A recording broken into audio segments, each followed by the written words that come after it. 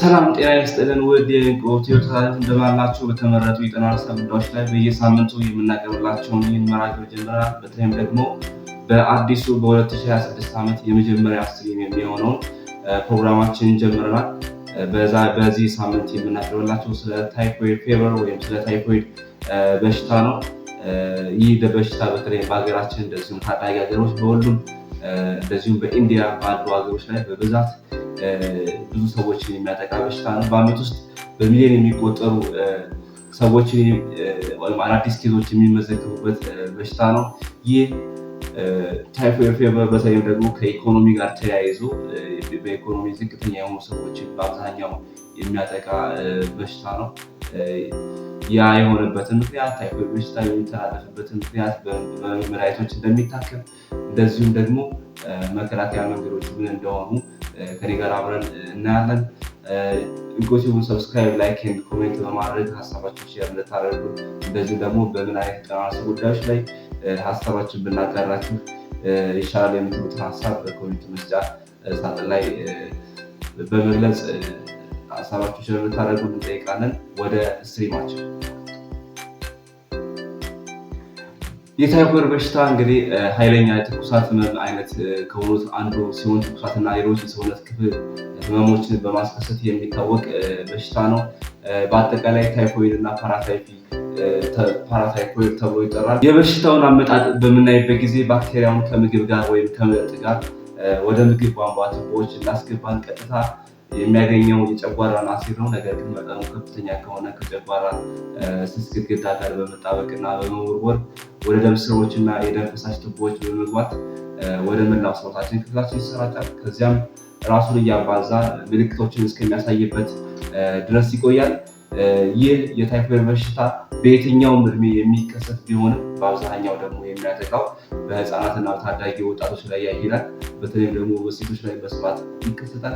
በዓለም ላይ በየዓመቱ ከመቶ ሺዎች ሰዎች ውስጥ በመቶዎች ላይ ይከሰታል። ይህ በሽታ በአብዛኛው በድሃ ሀገራት ላይ ይከሰታል። የሚሆነው ከኢኮኖሚ እውቀትና ከንጽህና አጠባበቅ ጋር ስለሚገናኝ ነው። ታይፎይድ በሽታ ከሰው ወደ ሰው የመተላለፍ እድሉ በጣም አነስተኛ ነው። ይህ ታይፎይድ በሽታ እንዲከሰት የሚያደርጉ ክፉ አምጪዎች ወይም ሪስክ ፋክተር የሚባሉ ነገሮች አሉ። ዋና ዋናዎቹ ናቸው የጎዳና ኑሮ፣ በኢኮኖሚ ድሃ መሆን፣ የምግብ ማብሰያ ቁሳቁሶችን በጋራ መጠቀም፣ የተበከለ ውሃና ምግብ መጠቀም፣ የግልና የአካባቢ ንጽህና አለመጠበቅ ናቸው።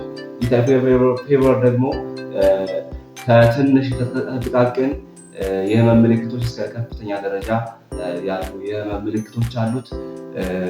ወደ ሰውነታችን ከገባ በኋላ ታይፎይድ ባክቴሪያ ምንም አይነት ምልክት ሳያሳይ ከ5 ቀን እስከ 21 ቀን ድረስ ያለ ምንም ምልክት ሊቆይ ይችላል። የሚያሳየው ምልክቶች በጥቅሉ ከቀላል እስከ ከባድ የህይወት ማሳጣት ደረጃ የሚያደርስ ነው። ምልክቶችም የሰውነት ትኩሳት፣ የልብ ምት መጠን ሳይጨምር በከፍተኛ የሰውነት ሙቀት መጨመር ወይም ሪላቲቭ ብራዲካርዲያ እንለዋለን በእንግሊዝኛ፣ ራስ ምታት አለው። አጠቃላይ የጡንቻ ህመም፣ የምግብ ፍላጎት መቀነስ፣ አልፎ አልፎ ሳል ሊኖረው ይችላል። የሆድ ድርቀት፣ እንደዚሁም ደግሞ አልፎ አልፎ ማስቀመጥ መኖር። በከፍተኛ ደረጃ ላይ በሚደርስበት ጊዜ ደግሞ የጉበትና የጣፊያ እብጠት፣ ሮዝ ቀለም ያለው የቆዳ ሽፍታ፣ የጭንቅላት ታይፎይድ፣ ራስ ምታት፣ ራስን መሳት ይኖረዋል። የጭንቅላት ታይፎይድ ራስን አለማወቅ፣ ማደነጋገር፣ የእንቅልፍ መዛባት እጦት፣ እንደዚህ አይነት ነገሮች ኖሯል። ሳይታከም ቆየ የነርቭና የአእምሮ በሽታ ምልክቶችን ማሳየት ይጀምራል።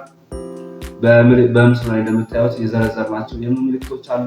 ከፍተኛ ሃይፐርቺዮስ፣ የምግብ ፍላጎት መቀነስ፣ የሆድ ቁርጠት፣ ሮዝ የሆኑ ነጠብጣቦች መኖር በሰውነታችን ላይ፣ በደረቶቻችን አካባቢ ላይ ሳል መኖር፣ ቁርጥማን፣ የህመም ምልክቶች፣ ራስ ምታት፣ ማቅለሽለሽ፣ ወደ ላይ ማለት፣ እንደዚሁም ደግሞ አልፎ አልፎ ተቅማጥ ይኖራል። የሚሰሩት ደግሞ ምርመራዎች አሉ። ለዚህ ለታይፎይድ ፌቨርን ለማወቅ የሚሰሩ ምርመራዎች አሉት። ዋናው ምርመራ ወይም ታይፎይድን እንድናውቅ የሚያደርገን ዋናው ምርመራ ካልቸር የምንለው ነው። ሁለተኛው የደም ምርመራ አለ። የስነ ምርመራ ወይም ሴሮሎጂ የምንለው አለ። ታይፎይድን ለማወቅ በዋናነት ግን የምንጠቀመው ከታካሚው የምንሰማው የህመም ምልክቶች የተረፈች ታሪክ ነው። ታካሚው ይህን አሞኛል፣ ራስ ያመኛል፣ ይቆረጥመኛል፣ የምግብ ፍላጎት መቀነስ አለብኝ፣ ያስለኛል የሚነግረን እነዚህ ምልክቶችን በማወቅ ብቻ ታይፎይድ ፌቨር መሆን አለመሆኑን መለየት ይቻላል ማለት ነው። እንደዚሁም ደግሞ በትኩሳት የሚያመጡ ሌሎች የህመም ምልክቶች እንደ ወባ ያሉ ምልክቶችን አለመከሰታቸውን አለመኖራቸውን ከታሪኩ በመረዳት እነሱ አለመሆናቸውን ካረጋገጥን በኋላ ታይፎይድ ፌቨር መሆኑን ማወቅ እንችላለን ማለት ነው። የሚሰጡ ህክምናዎች አሉ። ይህ ታይፎይድ ፌቨር መሆን ከታወቀ በኋላ ለታይፎይድ ፌቨር የሚሰጡ መድኃኒቶች አሉ። የመጀመሪያው ሲፕሮፍሎክሳሲን 500 ሚሊግራም ነው። ጠዋትና ማታ የሚወሰድ መድኃኒት ነው። ከ5 ቀን እስከ 10 ቀን ይሰጣል።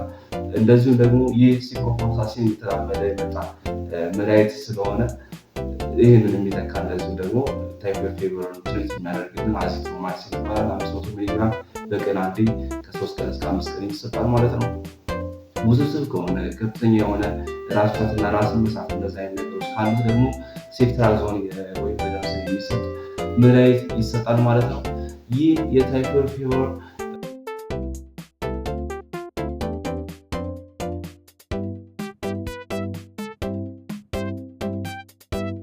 መከላከያ መንገዶች አሉ። ቅድም እንደነገርኳቸው የታይፎይድ ፌቨር የሚከሰተው ከኢኮኖሚ ጉዳት ጋር ወይም ከኢኮኖሚ ዝቅተኛ ከመሆን ጋር፣ ንጽህና ከአጠባበቃችን ጋር ተያይዞ መሆኑ ነግሬያቸዋለሁ። ስለዚህ መከላከያ መንገዶችን የሚሆኑት እነዚህን ነገሮችን ለማረም የሚሆን ይሆናል ማለት ነው።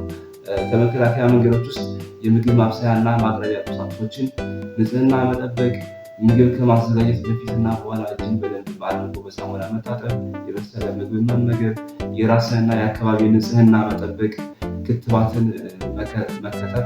ይህ ክትባትን መከተብ በተለይ በሀገራችን ላይ የለም። ነገር ግን የተለያዩ የአውሮፓ እና የአሜሪካ ሀገሮች ያሉት ዌስተርን አካባቢ ያሉ ሰዎች ወደ አፍሪካን ሀገሮች ፕሪቫለንት በሆኑ አካባቢዎች በሚኖሩበት ሰዓት ይህንን ክትባት ይከትባሉ ማለት ነው።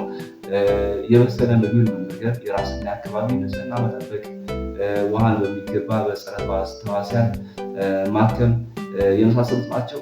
ይህ የታይፎይድ ፌቨር ከተከሰተ በኋላ ክትትሉን በምናይበት ጊዜ የታይፎይድ በሽታ መድኃኒቱን ከ3 እስከ 5 ቀን ከተወሰደ በኋላ ራሱ እስከ 7 ቀን ድረስ ትኩሳት ሊኖረው ይችላል። ስለዚህ የራስ ምታቱ ወይም ትኩሳቱ ላይቆይ ይችላል፣ ሳምንታትን ድረስ ሊቆይ ይችላል ማለት ነው። ይህ የመድኃኒቱ አለመስራት ሳይሆን የበሽታው ምልክት መሆኑን ማወቅ ያስፈልጋል። ትኩሳቱ ከገባ 3 ሳምንት በኋላ ደግሞ ድጋሚ ሪላፕስ ሊያደርግ ይችላል። ስለዚህ ሪላፕስ የሚያደርግ ከሆነ እንደዚሁ ደግሞ መድኃኒቱን መውሰድ ይጠበቅብናል ማለት ነው።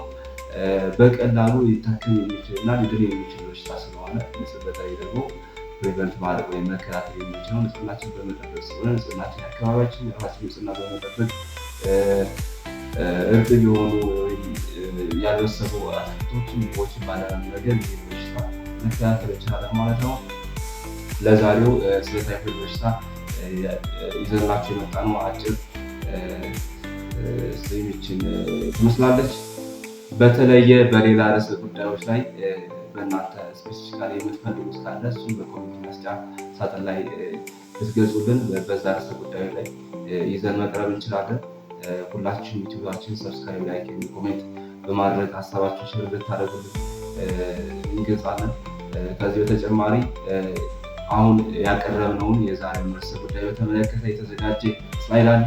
እሱን የምትፈልጉ ሰዎች ካላችሁ በኮሜንት መስጫው ላይ ታጋርጉልን። በኢሜይላችሁ ኢንቦክስ መላክ የምንችል ይሆናል። አብራችሁ ስላላችሁ እናመሰግናለን። መልካም ቆይታ